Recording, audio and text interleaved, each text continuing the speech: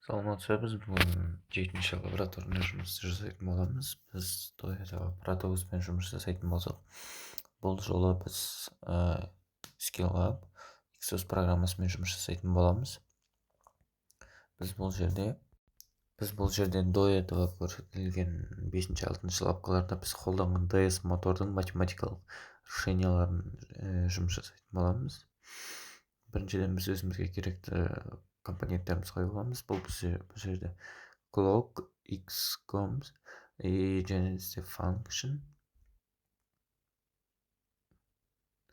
Біз біріншіден open loop, яғни разомкнутый вариантын жасайтын боламыз.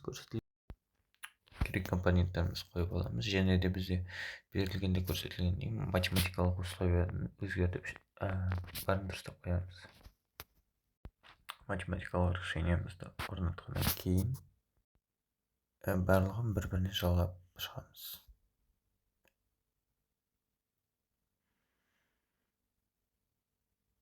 Бізде барлық компоненттер бір-біріне жалғанда, енді запускать еткенде біз диаграмманы көре аламыз. Бізде диаграммада көріп тұрғанда диаграммамыз толықтай шықты. Енді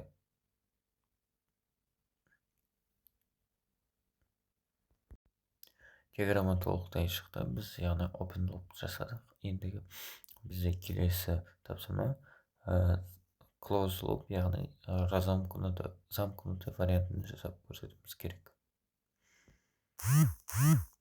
Бізде бұл жерде open loop кезінде көрсетілген xcoms, clock, cls, pit, cls және де step function, summa деген компоненттерді қолданамыз.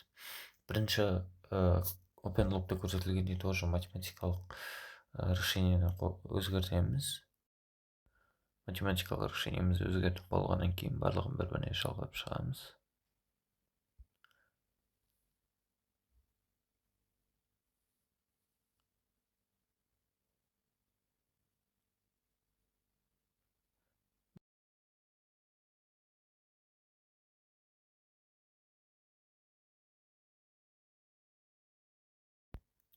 Барлық компоненттерін бір-біріне жалғап шықты. Енді запускать етіп симуляцияны запускать етеміз.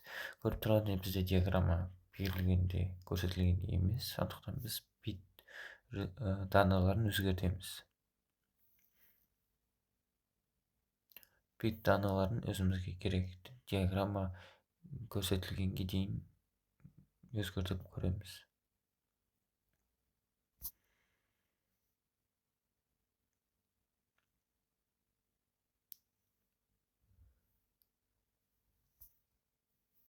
Біздің диаграммамыз берілгенде көрсетілгенде болып шықты. Барлығы бізде берілгенде болып көрсетілді.